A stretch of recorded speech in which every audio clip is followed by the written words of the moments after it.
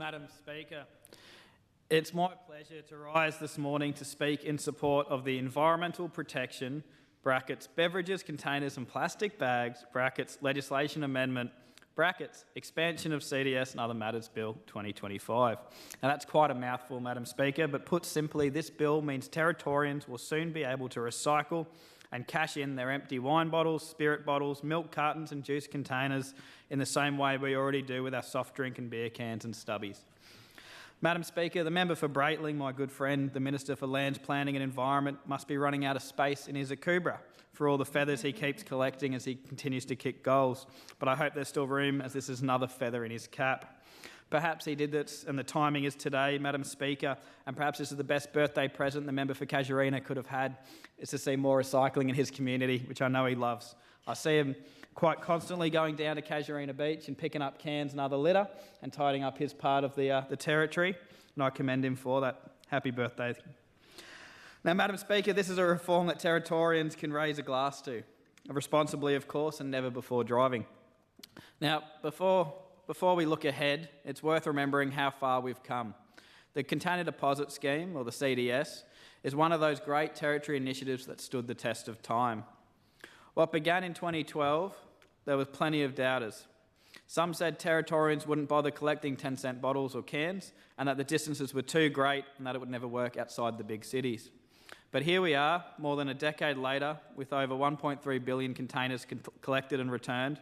That's 1.3 billion containers not being burnt, buried or left on our roadsides. That's littered down, recycling up, and a whole new economy built on something as simple as a 10-cent cashback. That's the territory spirit at work. A little bit of incentive, a bit of local ingenuity, and a whole lot of determination. You don't have to look far in Goyder to see just how successful this program's been.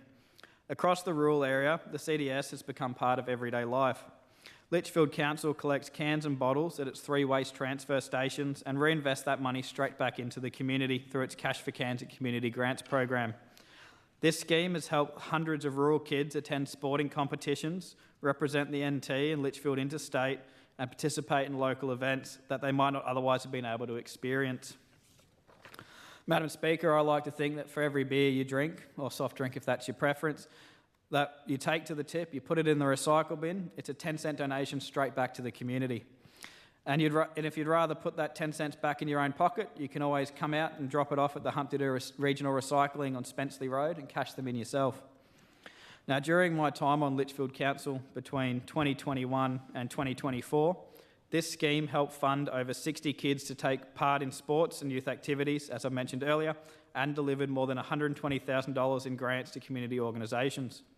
That meant that money went to things like the Rural Carols by Candlelight, the Darwin Community Arts, the new chairs for the Humpty-Doo Bowls Club, the barbecue upgrades for the NT Polo Cross. I know the member for Nelson, I've seen him quite often down there cooking up a feed on Polo Cross weekends, and stuff like the family seating for the Litchfield Bears Rugby League Club. And there was also a women's pre-season development program for the Litchfield Football Club, which I was great to see get up and increase their numbers. So all through the rural area, and especially in our sporting groups and our scout groups, you can see the money at work. These are real benefits, Madam Speaker, tangible outcomes that you see every week. This is why I don't need to go off the cuff, I've already written it down. Cubs from the Humpty-Doo Scouts to the Swamp Dogs have made collecting cans and bottles part of how they fundraise. I've seen kids out can hunting after community events and on the side of the road turning rubbish into pocket money and pocket money into pride. It's not just about recycling, it's a lesson in effort, reward and community responsibility. And Madam Speaker, I'd also note that even in this very building we have bins collecting for the Down Syndrome Association, another great initiative and community group that does fantastic work. And their bins are right across Darwin, and I know the member for Wanguru will be talking about that a bit later. This bill builds on that success. It expands the scheme to include beverage containers up to 3 litres. That's wine and spirit bottles, plain milk containers, larger juicer bottles and flavoured milks. In short, if you can drink it and it comes in a recyclable container under 3 litres, it'll soon be worth 10 cents to recycle. It might seem like a small change, but it'll have a big impact. Wine and spirit bottles make up a large portion of glass litter across the territory, especially around public areas, rest stops on our highways, the side of our roads and on campsites. And outside of Darwin and Palmerston, there's no curbside recycling for milk or juice containers, which means too often they end up in landfill or on the roadside. With this expansion, we expect around 12 million additional containers to be recycled each year, about 2,000 tonnes of material that would otherwise go to waste. This means cleaner land, fewer injuries from broken glass, and more money flowing back into the community groups and families' pockets. Madam Speaker, one of the small but important changes in this bill is that collection depots can now accept containers with their lids, caps or closures still attached. It's a practical tweak that makes a big difference.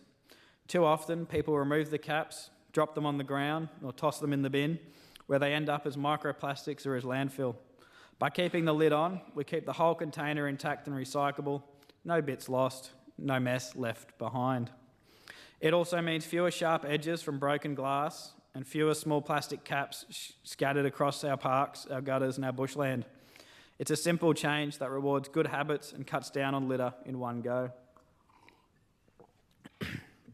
When people return their bottles with the caps on, we keep those materials in the recycling stream where they belong.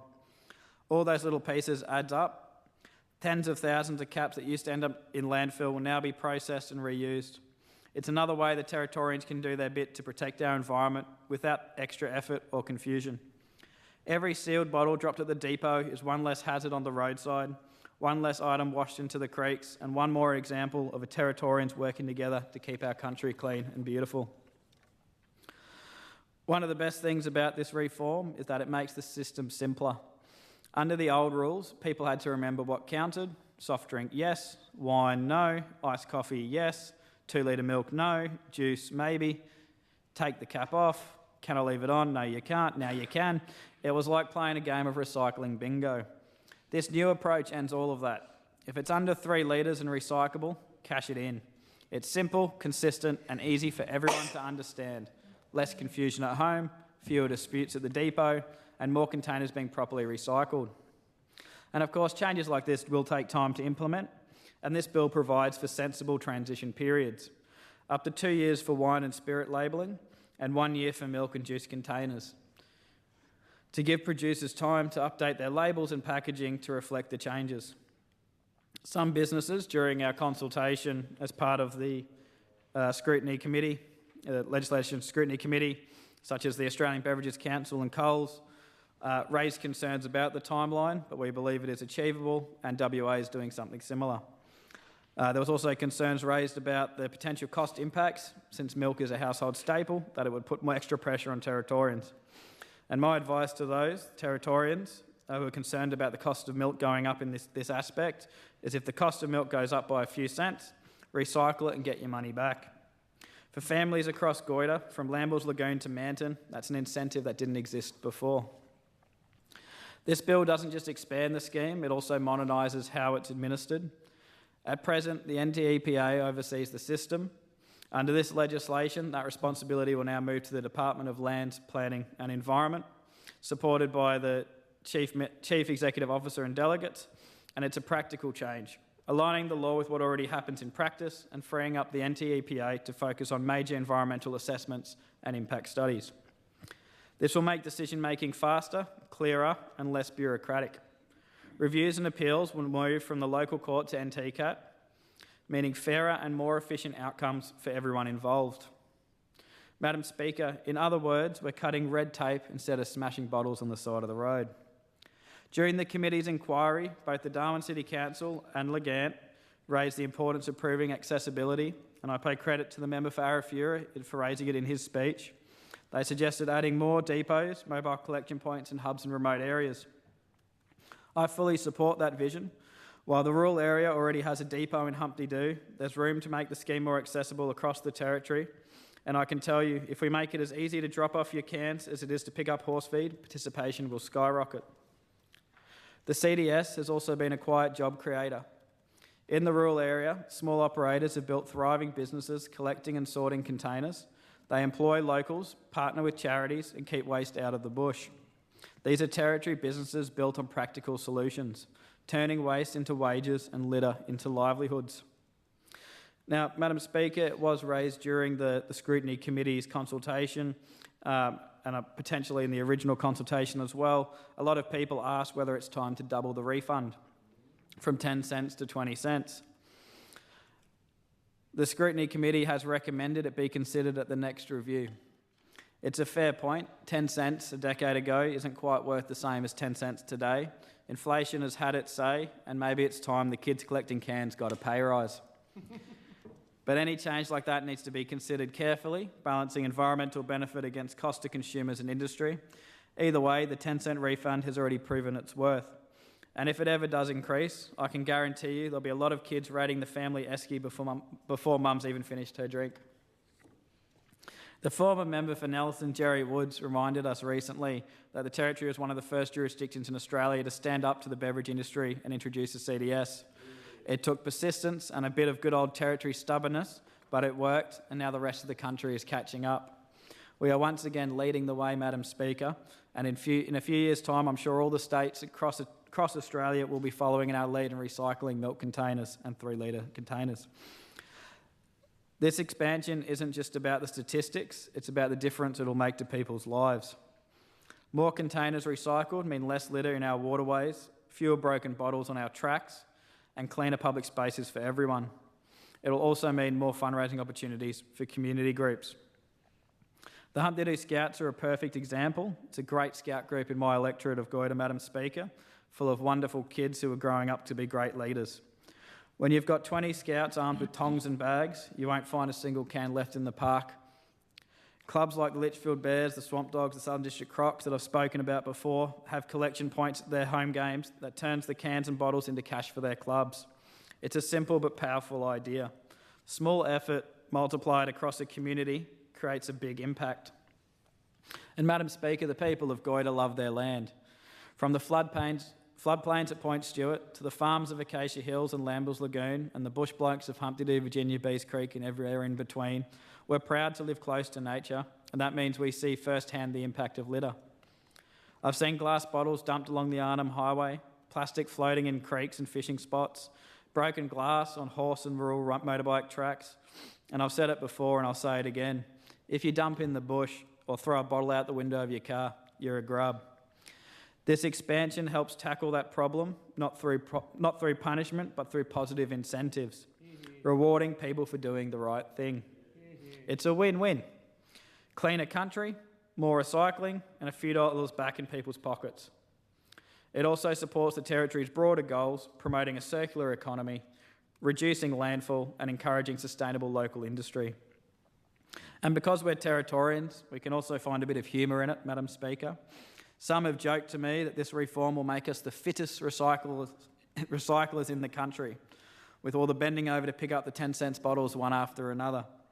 If we can clean up the Territory, and I know the member for Casuarina gets his steps in cleaning up his beautiful beaches in the electorate of Casuarina, and many of my colleagues across the chamber here have done clean-ups in their own electorates, including myself, Madam Speaker, I do get out.